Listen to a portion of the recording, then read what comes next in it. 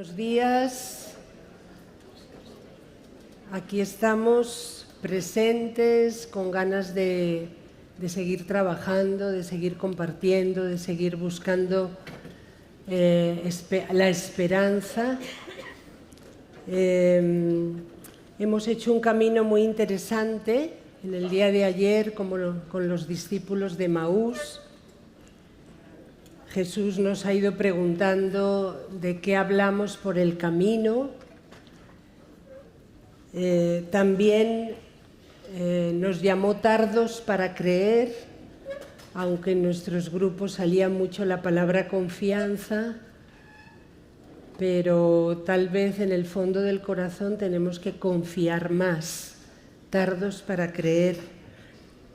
Y nos ha invitado en el día de ayer a buscar la esperanza en su palabra, que es ahí donde está la raíz de la esperanza. La esperanza se fundamenta en la fe, en esa palabra que ayer nos decía Rosa, que no es solo el libro escrito, sino que es esa sinfonía de la palabra, esa sinfonía a voces, ¿no? La palabra acontecida, la palabra también en las criaturas. Toda criatura es palabra de Dios en cuanto proclama a Dios, nos recordaba a San Buenaventura. Esperanza, ¿dónde andas?, ¿no? Y él nos ha ido explicando las Escrituras y nos ha invitado a narrar nuestra vida con los ojos de la fe, con la mirada de Dios. No sé si os disteis cuenta en la simbología de aquí adelante que ayer por la tarde aparecieron unas sandalias nuevas, más o menos del número 42, 43, que deben ser las de Jesús. Unas sandalias nuevas, y estaba también la palabra de Dios, ¿no? Es decir, Jesús camina y caminaba con ellos y camina con nosotros. Hoy hay una simbología nueva y es una alambrada con picos. Luego os fijáis también, ¿no? Una alambrada. ¿Por qué? Bueno, ahora lo voy a explicar, pero es que hoy comenzamos con el lema: les reconocieron al partir el pan. Esos discípulos faltos de fe abrieron sus ojos con el gesto de partir el pan, de partir la vida. Y es que cuando partimos la vida, cuando partimos el pan, algo surge en nuestro corazón, una llama de esperanza, reconocemos al resucitado. Por eso el día de hoy se nos va a hacer una llamada a partir el pan de la vida, a partir y a repartir a Jesús, que es el pan de vida. ¿Y dónde? Pues en esas fronteras, en esas alambradas, en esos lugares que son difíciles, pero donde Jesús está y nos está esperando. En ese Jerusalén, que es el lugar a veces de la persecución, de la cruz, del Calvario. Por eso la alambrada, ¿no? Unas sandalias que ya están pisando la alambrada, llamados a pisar terrenos difíciles, que es donde estamos y donde podemos también estar, ¿no? Salir de nuestros pequeños mundos. Es verdad que ayer pues nos miramos, porque hay que mirarse, ¿no?, a uno mismo, cómo estás, pero hoy se nos invita a mirar afuera, a salir. Y no solo como un momento puntual de hoy, sino como la actitud de la vida, ¿verdad? Aunque en nuestras congregaciones muchas veces nos hemos concentrado mucho en nosotros mismos, cómo hacer tantas preocupaciones, aprender a mirar afuera y a buscar la esperanza por los caminos, ¿verdad? Por ahí, por esos caminos a veces pedregosos y difíciles. Bien, pues tenemos con nosotros en esta mañana a Pepe Laguna Matute, que nos va a dar la ponencia. Le reconocieron al partir el pan estar en la frontera como lugar de esperanza. Bueno, pues voy a presentarte, Pepe, bienvenido. Lo primero, decir que es padre de familia, músico y teólogo.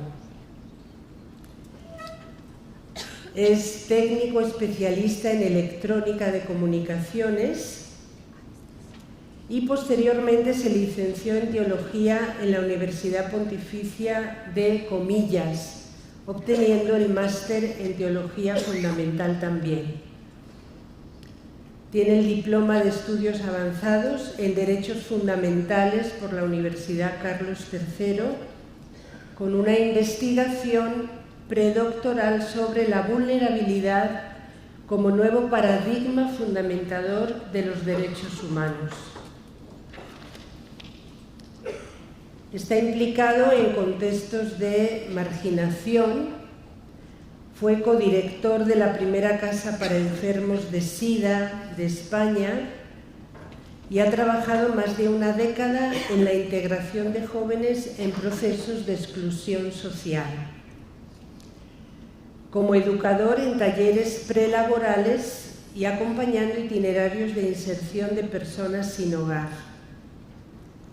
También cabe destacar su implicación en el Centro de Estudios Cristianismo y Justicia,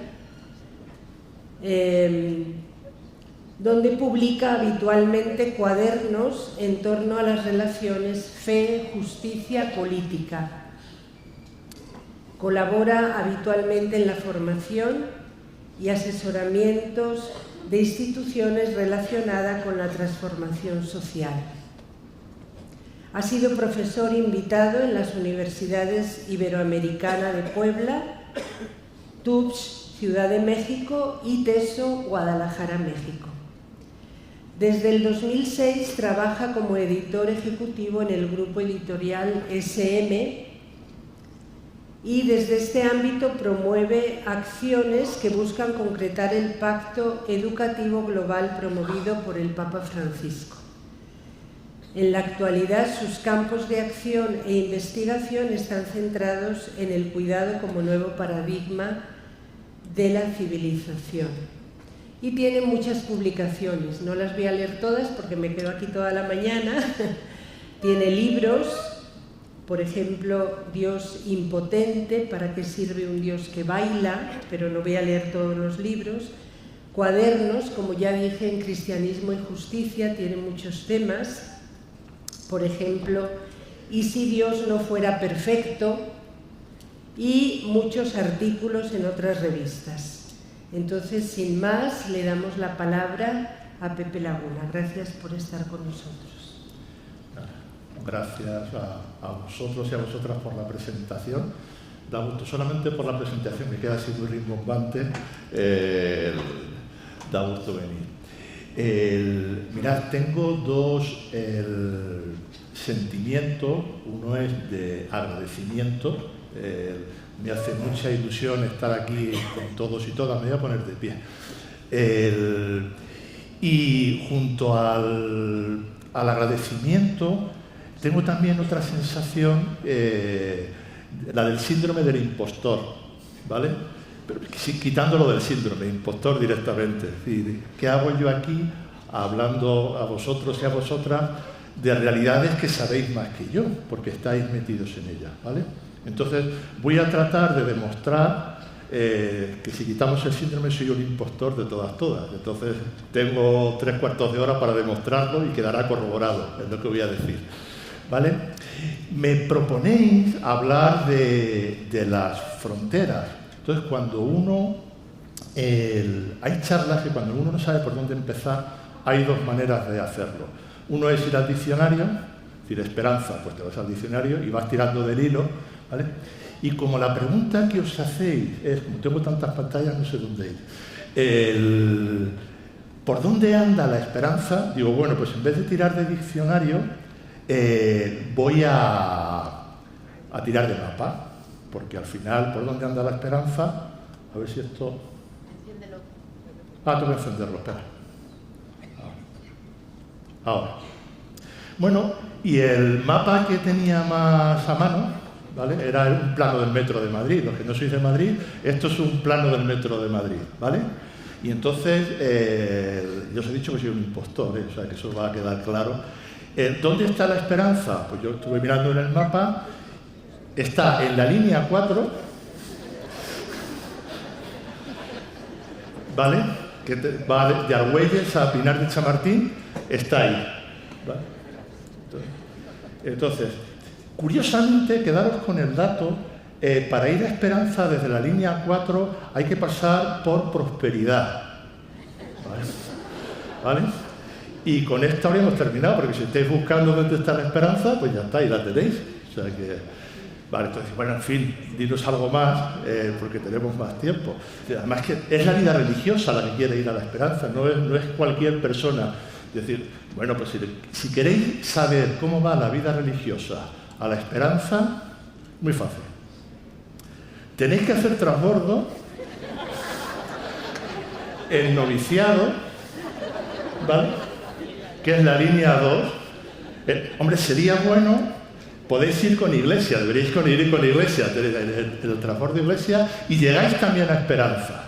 O sea, que la vida religiosa puede ir a la esperanza haciendo esos transbordos, ¿vale? Pues también hasta aquí hemos llegado. Avanza un poquito más. Vosotros y vosotras no tenéis un plan, no me habéis llamado para decir, bueno, ¿dónde se va? ¿Dónde está? La cosa no es tan sencilla. Pero sí que tenéis un itinerario. Vosotros y vosotras habéis decidido que saléis a las fronteras desde Emaús en búsqueda de la esperanza. A mí me habéis dicho que os hable de estar en las fronteras.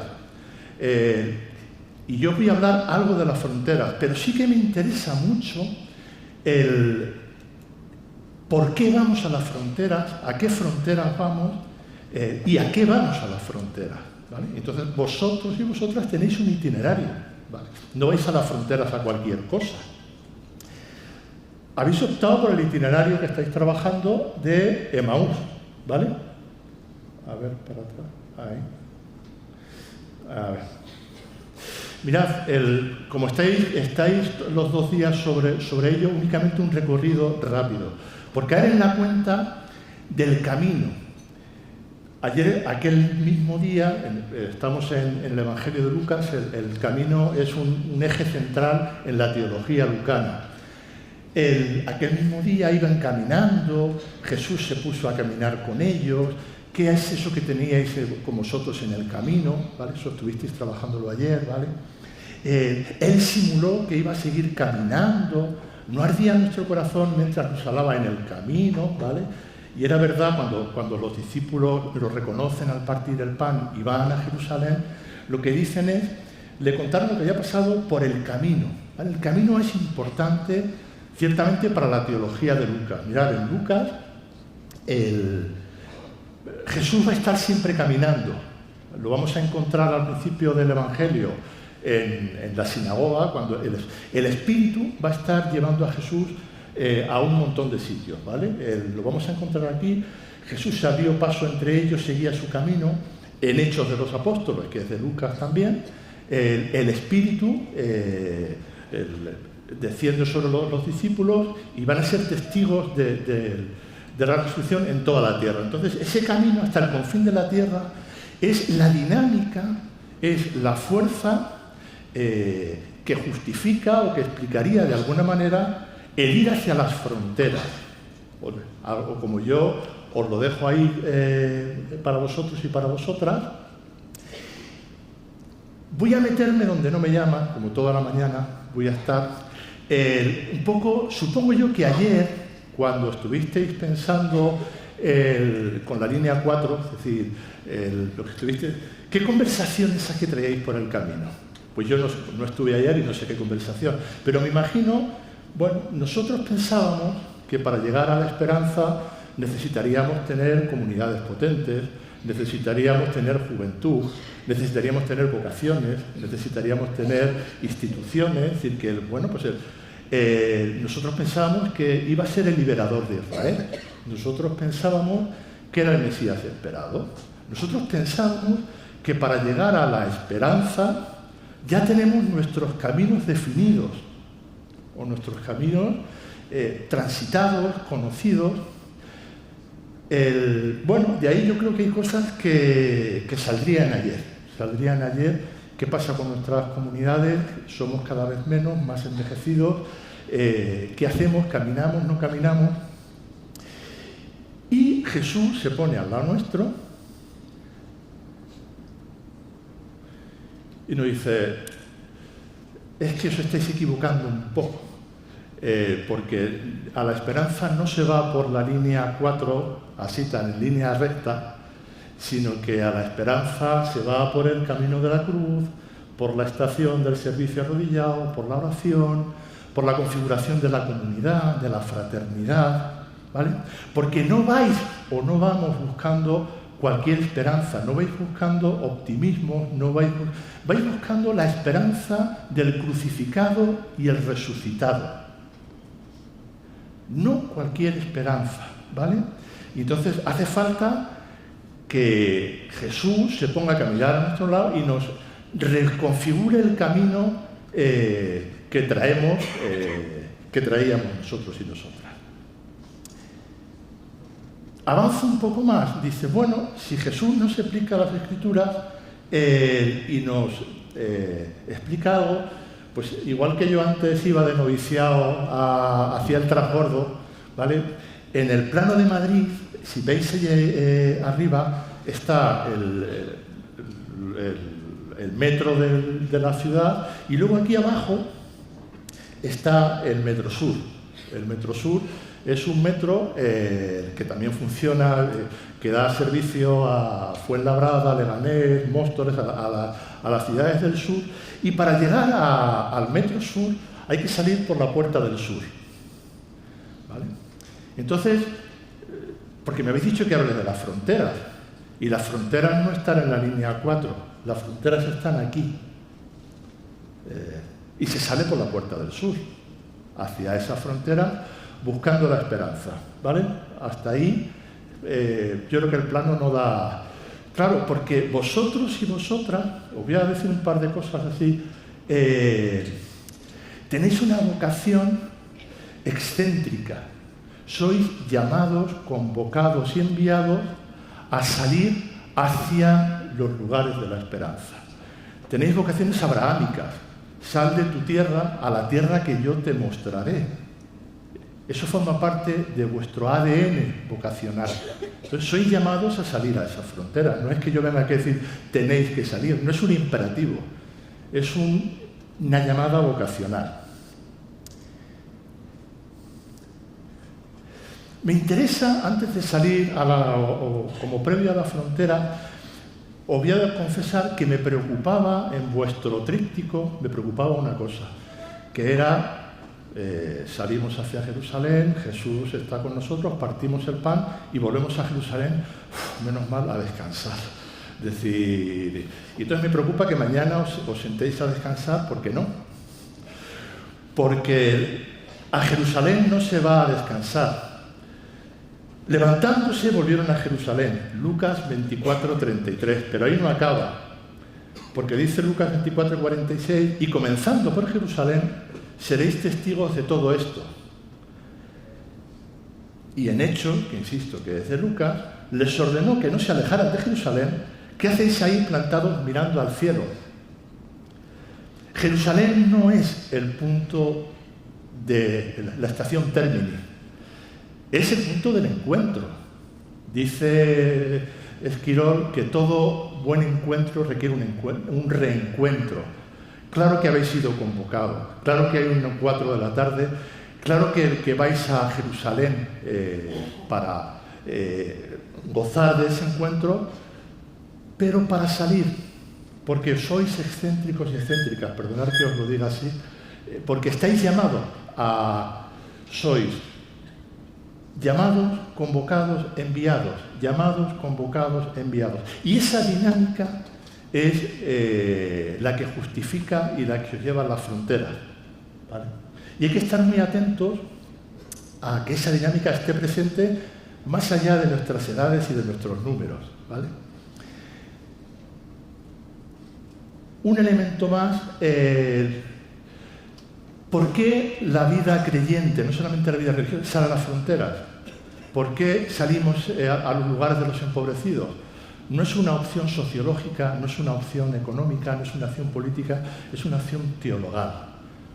Dice el Papa Francisco en Evangelii Gaudium: para la Iglesia la opción por los pobres, por los empobrecidos, por los habitantes de la frontera es una categoría teológica antes que cultural, ¿vale? En ese mismo número, citando a Benedicto XVI, dirá: esta opción, la opción de salir a las fronteras, está implícita en la fe cristológica, en aquel Dios que se ha hecho pobre por nosotros para enriquecernos con su pobreza. Vamos a la esperanza en búsqueda de esa esperanza que compartimos con otros. Es necesario que todos y todas nos dejemos evangelizar por ellos. La nueva evangelización es una invitación a reconocer la fuerza salvífica de sus vidas y a ponerlos en el centro del camino de la Iglesia. Camino de la Iglesia. Salimos a las fronteras porque en las fronteras se gesta la esperanza. Se gesta la esperanza. No salimos a las fronteras solo a dar un servicio, sino que salimos desde ahí. Estamos llamados, el mismo número, a descubrir a Cristo en ellas. Por lo tanto, la vida religiosa está llamada a recorrer y a habitar las fronteras como lugares donde se gesta la esperanza. Así dicho. Dice el teólogo Javier Vitoria: vincular el futuro de la humanidad al destino de los pobres se ha hecho una necesidad histórica. Solamente las víctimas pueden redimirlo. Lo dejo ahí. Walter Benjamin, filósofo judío, no es solo por el bien de aquellos que carecen de esperanza se nos concede la esperanza. Se puede salir a las fronteras de muchas maneras y a buscar muchas cosas. Por eso he puesto aquí al amigo Donald Trump, porque, claro, Donald Trump también va en busca, vosotros y vosotras vais en busca de tierras raras. Y hay otros que también van en busca de tierras raras, y en la frontera nos vamos a encontrar con gente que va en esas búsquedas. ¿Qué tierras raras vais buscando vosotros en los márgenes? Ahí lo dejo, luego recuperamos por ahí. Hay una cosa que siempre he querido hacerla,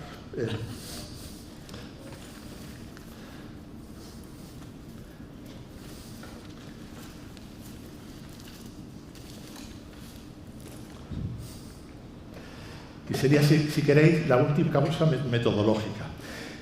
En Evangelii Gaudium, el Papa Francisco propone que habría dos maneras de ver el mundo.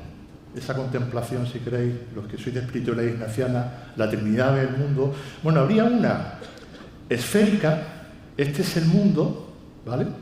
Y entonces vamos a analizar un poco eso. ¿Desde dónde vamos a las fronteras? Antes de llegar ahí. Hay una lógica esférica y luego hay otra lógica, que esta es de mis hijos, poliédrica, ¿vale? Las fronteras, la lógica esférica va a las fronteras desde el centro. La lógica poliédrica va a las fronteras desde los nudos de aquí. Y es radicalmente diferente la manera de cómo habitamos esa frontera si cogemos esta lógica o cogemos esta lógica. Yo os voy a invitar a la vida religiosa a que empecemos a transitar esta lógica, porque en esta lógica ya no es tan importante o no es tan angustiante el número de vocaciones, no es tan angustiante las instituciones, pero hay que transitar esta lógica. Lógica esférica. El mundo esfera es un mundo, pues eso, como su nombre indica, que tiene un centro y una periferia. Tiene un dentro y una fuera. En el centro estaría lo que es normal, lo que es puro, lo que es decente, y en las periferias estaría, bueno, pues esas realidades carenciales que no se aprovechan de lo que pasa en el centro, ¿vale? En la frontera, esta lógica la seguimos manteniéndonos y nos funciona mucho. Las instituciones fronterizas, y la vida religiosa es una institución fronteriza, lo que se le pide habitualmente desde la lógica de la esfera es, bueno, que vuestra capacidad de inserción, vuestra capacidad de inclusión, es decir, salir a las fronteras, porque en las fronteras va a haber personas que necesitan de vuestra ayuda, de vuestro servicio, de vuestra misión, para incorporarse al centro. Porque en el centro es donde, en ese Jerusalén, es donde se resuelve todo. Y eso es muy peligroso, porque al final acabamos creyendo que la vida religiosa se resuelve en Jerusalén. Ahí pongo la imagen de la pila, ¿vale? Pues está nos cargamos las pilas en la comunidad, en la oración, y luego nos descargamos en el servicio, salimos a la frontera, descargamos las pilas porque ellos tienen menos pilas y volvemos otra vez a la comunidad a cargar pilas. Y funcionamos así. Pero claro, el peligro de eso está en el que la vida religiosa se resuelve en el centro. ¿Por qué pongo aquí a lo de Paddington en Perú? Porque en la lógica esférica del centro-periferia, la vida religiosa o las instituciones que están en el margen hacen un servicio bueno, sí, hacen un servicio funcional también. El centro está encantado con la vida religiosa, está encantado. Ocupáis el sitio que tenéis que ocupar.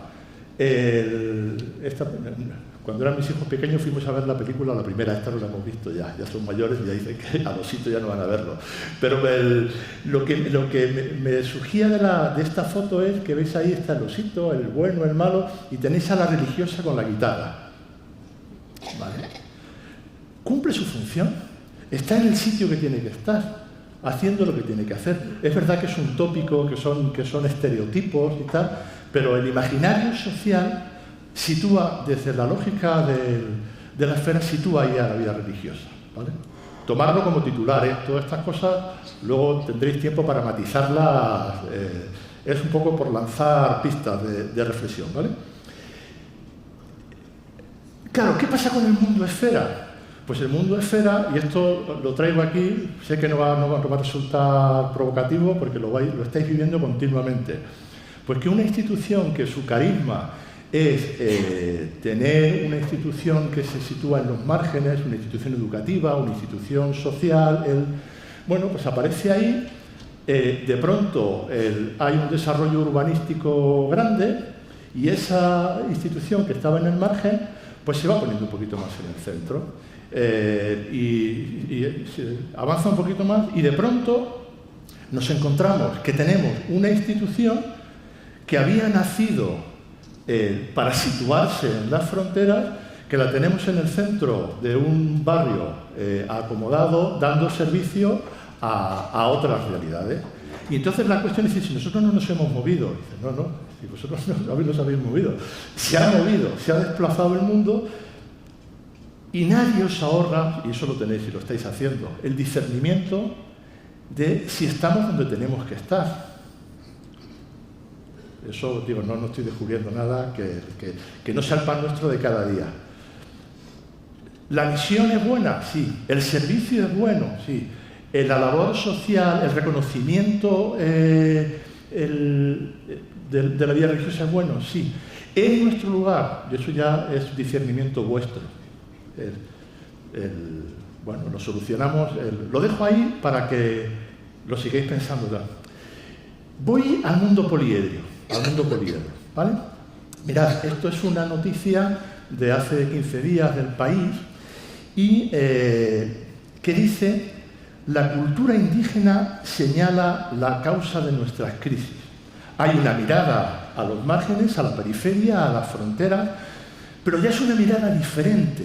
Ya no es una mirada que solamente ve en la frontera aquello de lo que carece, aquello de lo que necesita, y nosotros vamos a ayudar, sino que dice, y además es un texto que no es religioso, dice, cada vez hay más interés por otras formas de habitar el mundo. Esas perspectivas distintas nos enseñan a mirar Occidente como la otredad. Las fronteras nos están dando una perspectiva diferente. No tienen la pila desgastada, sino lo que nos están diciendo es que ese centro tiene una pila regular.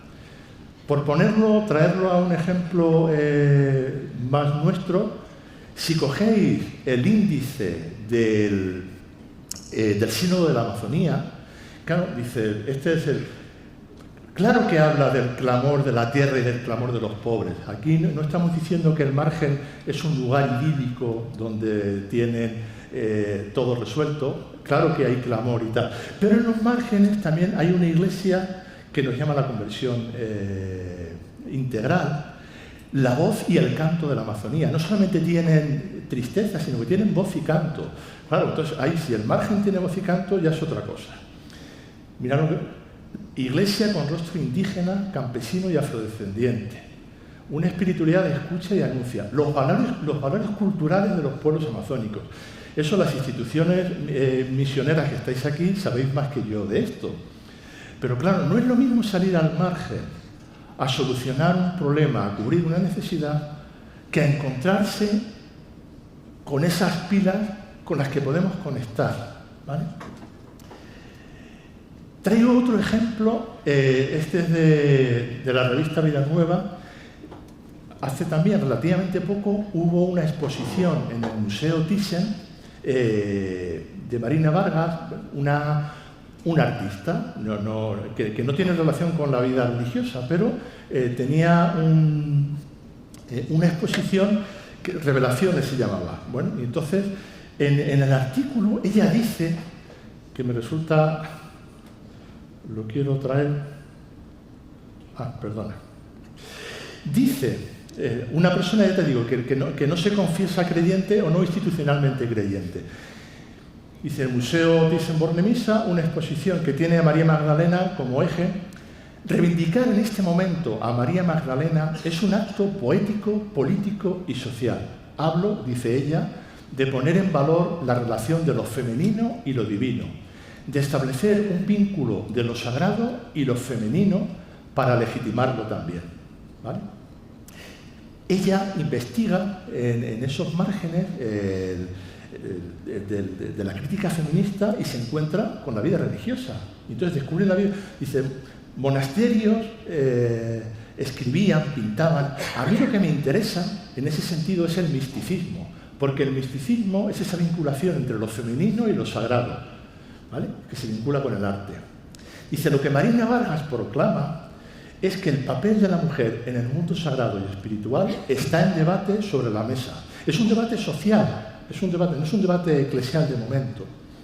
Dice, y la Iglesia lo tiene también que reescribir.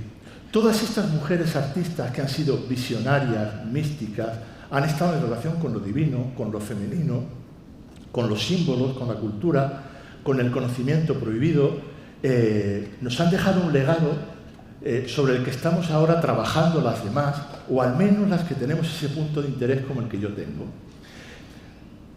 En los márgenes hay personas que están buscando referentes y se topan con la vida religiosa. Y entonces, igual que yo antes ponía el ejemplo del osito Paddington con la religiosa tocando la guitarra, pues aquí dice, bueno, pues eso, no entramos ahora en críticas de profundidad, no profundidad y tal. Lo que me interesa resaltar es, bueno, que hay, ciertamente, desde el mundo de toda la reflexión femenina, un deseo de conectar el papel de la mujer con el papel de las mujeres religiosas. Y eso tendría que conectar también con vuestras vidas, ¿vale? si nos pensamos el mundo en ese poliedro, La pregunta que yo os lanzo como desafío es, desde el mundo esfera ya sabéis cómo situáis. ¿Sabéis cómo situáis desde el mundo poliedro? ¿Con quién vais a hacer enlaces? ¿Con quién vais a crear redes? ¿Cómo va a dialogar vuestra vida consagrada, vuestros votos de pobreza, castidad y obediencia, con esas realidades marginales que están en esas mismas resonancias? ¿Vale? Yo os podía hablar de, si la sabéis vosotros, es decir, fronteras ecológicas, un mundo que busca la sostenibilidad, un mundo... Bueno, ¿eso dialoga con vuestro voto de pobreza? La vida religiosa le dice a un mundo que necesita ser sostenible, nuestra vida es sostenible, nuestra vida es austera. Es decir, cuando uno va en ámbitos que no son religiosos y habla de la austeridad, dice, madre mía, ya está aquí el... Dice, no, es que vosotros vivís eso. Otra cosa es que eso sea comprensible pero ahí hay un campo por explorar, porque las fronteras necesitan de esos modelos de vida, ¿vale? Pasa igual que con la castidad, es decir, que eso lo podemos hablar en otra ocasión. Claro, cuando yo hablaba antes de las mujeres, de esos cuerpos disidentes, de esos... ¿Quiénes somos? ¿Cómo somos? ¿Qué hacemos con nuestros cuerpos y tal? Claro, vosotros tenéis una afectividad y una sexualidad muy disidente. Antes yo decía excéntrico. Claro, tenéis una opción vital que conecta muy bien con opciones vitales seculares que están en esos mismos mundos. Ese diálogo está por hacer. No vale solo con que yo soy más disponible para atender a las mujeres en situación de contextos de explotación. No. Es que mi opción vital conecta con tu opción vital. Mi cuerpo, célibe, conecta con tu cuerpo explotado. Ese recorrido aún está por hacer. Me pasa igual con la obediencia. En un mundo, en fronteras productivistas, en lo que todo tiene que ser productivo, en el que todo tiene que tener marca personal, en el que el imperativo tecnológico nos obliga a ir detrás de las cosas, bueno, pues vosotros y vosotras renunciáis a un desarrollo narcisista personal en pos de una misión, de un servicio. Bueno, y eso dialoga, o debería dialogar bien, con situaciones que lo necesitan, ¿vale? Lo dejo ahí. Propuestas de pensar cómo podríamos pasar de una lógica esférica. Mirad, la lógica esférica esto no lo digo yo, esto lo he sacado de Deleuze y Guattari, de unos filósofos. Es arborescente. La lógica esférica funciona hay un carisma, hay un fundador, una fundadora, cristaliza en una vida religiosa que tiene una misión que tenemos que hacer, y para hacer esa misión vamos a contar con laicos, con familia, con tercera orden, con la misión compartida con los laicos, y tenemos que ver cómo desde el centro, que es la vida consagrada, podemos llevar a cabo nuestra misión. Eso tiene fecha de caducidad y os va a dar muchos dolores de cabeza. La lógica rizomática que yo os propongo, luego dejo la diapositiva para... funciona de otra manera. La lógica rizomática no funciona por una reproducción. Es decir, claro que sabéis la vida religiosa como la tenéis configurada y queréis incorporar a vuestra misión a los laicos. Dice, no, la lógica rizomática dice que el carisma tiene expresiones diferentes. Una enredadera no crece desde la raíz hacia arriba. Una enredadera puede crecer desde cualquier punto de... Entonces, hay un esfuerzo por discernir dónde está brotando el carisma o dónde se está expresando el carisma. Porque el carisma que se expresa en la vida religiosa es una manera, es una cristalización de ese carisma. Pero vienen tiempos de discernimiento, de entender qué está pasando por esos nudos.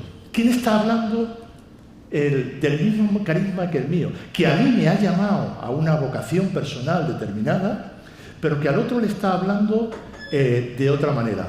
Y eso es ser expertos en resonancias. Ser expertos en resonancias. Ahí hay mucho trabajo que hacer a la hora de ir a esas fronteras, ¿vale? Hago el lío de los ovillos aquí.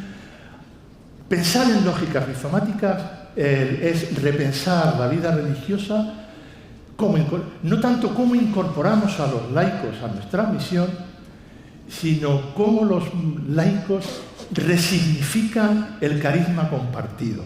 No sois propietarios del carisma. Tenéis capacidad de discernimiento y de llamada. Bueno, ¿cómo se reconfigura? Eso es un trabajo que, insisto, está por hacer en la vida religiosa. Porque si os quedáis atrapados en el árbol y en la esfera,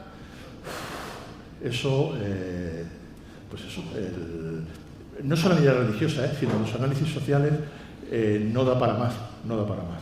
Lo dejo como tarea pendiente. Lo voy a pasar, luego si me da tiempo vuelvo aquí. Porque está el ensayo a Jesús le pasó lo mismo. A Jesús podemos interpretarlo desde la lógica rizomática o desde la lógica arborescente. Esto queda así un poco raro, pero vale, entonces digo, si me da tiempo, porque quiero decir más cosas, vuelvo sobre esto. Pero en fin, es cómo Jesús se va a ir situando en esas, cuando Jesús va por las periferias, empieza a establecer vínculos que él no esperaba. No es una comunidad definida, clara, con el auxilio del Espíritu Santo que sale a las fronteras a decir su mensaje. No. Es una comunidad que se va continuamente reconfigurando desde las fronteras. Continuamente. Y ahí, luego si queréis... Por lo tanto, me habéis pedido que os hablara de fronteras, y supongo yo que estabais esperando que os hablara de fronteras ecológicas, fronteras existenciales, fronteras psicológicas. Eso tenéis libros por ahí para hacerlo. Ahí dicen, hay 3 colapsos: el colapso ecológico, el colapso psicológico y el colapso social. Hay que resolver muchas cosas en el mundo. El nosotros social ya no nos sirve. Tenemos que recuperar los relatos del nosotros. Tenemos que recuperar los relatos de la sanidad mental. Todas esas frases, si estáis trabajando en ellas, yo no os tengo que decir nada que no sepáis, ¿vale? Entonces, siento defraudaros por ahí. ¿Qué esperarían las fronteras de la vida religiosa? Y aquí, permitidme que vuelva otra vez a la imagen del metro. Mirad, esto es la estación, los que no sois de Madrid, la estación de Atocha de Madrid, ¿vale? Me faltan más andenes hasta el 8 allí. Vale. Yo vivo en Getafe, ¿vale? Para ir a Getafe tengo que coger la línea que va a Parla, que es la 4. ¿Vale? Mi tren para en el andén 7. Como no tenía fotografía, ¿vale? Pues suele pasar con bastante frecuencia. Uno viene por esta escalera de aquí, ¿vale? Entonces, y al fondo hay un cartelito. En el andén 7 están los trenes que van a Parla, pero ahí también se ponen de vez en cuando otros trenes que no van a Parla, ¿vale? Entonces, ¿qué pasa? Que uno viene corriendo después de una jornada laboral y vienes por aquí y oyes pi, pi, pi, pi, pi, pi, pi, pi, pi, y entonces vas corriendo y está la puerta y te tiras al tren, ¡pum!, y cierras la puerta. Y no te ha dado tiempo a mirar en el cartelito si eso va a parar o no va a, si va a parar en Getafe o no va a parar en Getafe, si has cogido el bueno o no has cogido el bueno, ¿vale? Entonces, bueno, ya una vez que cuando uno se calma, mira alrededor y le entra la duda y dice, esto irá donde yo quiero ir. Y lo que hacemos es mirar a ver si conocemos a alguien, porque los trayectos en las horas siempre nos conocemos, y si no, preguntamos, oye, ¿este tren para en Getafe? Dicen, sí, claro. Entonces, como te dicen, sí, para en Getafe, ya tú te puedes estar tranquilo, leer tu libro, porque te fías que esas personas vienen de Getafe, que han pasado por Getafe. Porque sabes que se han ido a las 6 de la mañana a limpiar las casas del centro de Madrid y vienen agotados todos y dices, sí, esto, te fías. ¿Qué piden las fronteras a la vida religiosa? Que cuando nos montemos en vuestro tren, nos deis la confianza de que el tren va a la esperanza. Porque vosotros y vosotras ya habéis estado ahí. No queremos que nos ayudéis a nada. No queremos que seáis serviciales. Queremos ir con vosotros y vosotras en ese tren. Más allá del servicio, la misión, necesitamos una manera de habitar el mundo. No sé si ayer os dio mucha depre mirando números y cosas, pues os lo tenéis que quitar, porque el mundo las fronteras necesitan ayuda religiosa, no porque tengáis una vida excepcional, testimonial, no, sino porque necesitamos rehabilitar ese mundo. Necesitamos configurar un mundo para las fronteras y desde las fronteras.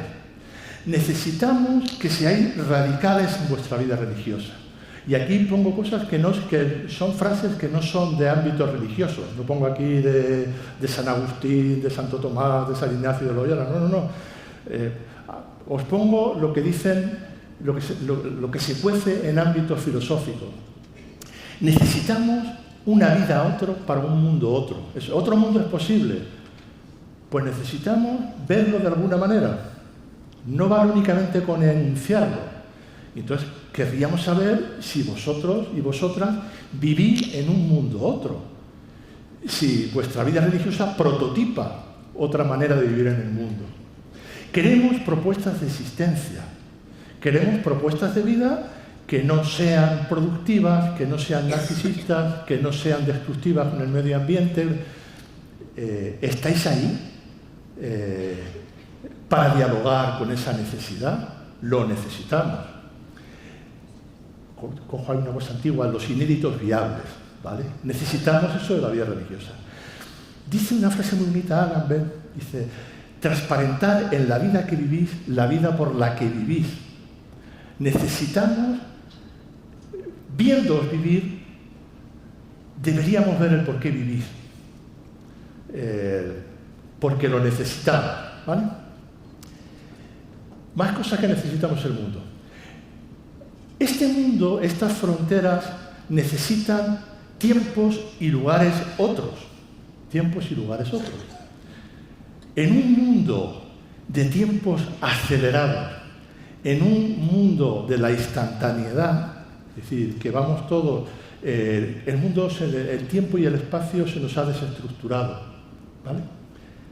Necesitamos que haya personas soberanas de su tiempo y de su espacio. Dicho así muy rimbombante, necesitamos heterocronías y heterotopías. ¿Vale? Vosotros, antes de decir excéntricos y tal, yo voy a decir muchos insultos hoy. ¿Vale? Necesitamos esas heterocronías y esas heterotopías. Necesitamos que la vida religiosa no vaya con la lengua afuera como vamos nosotros.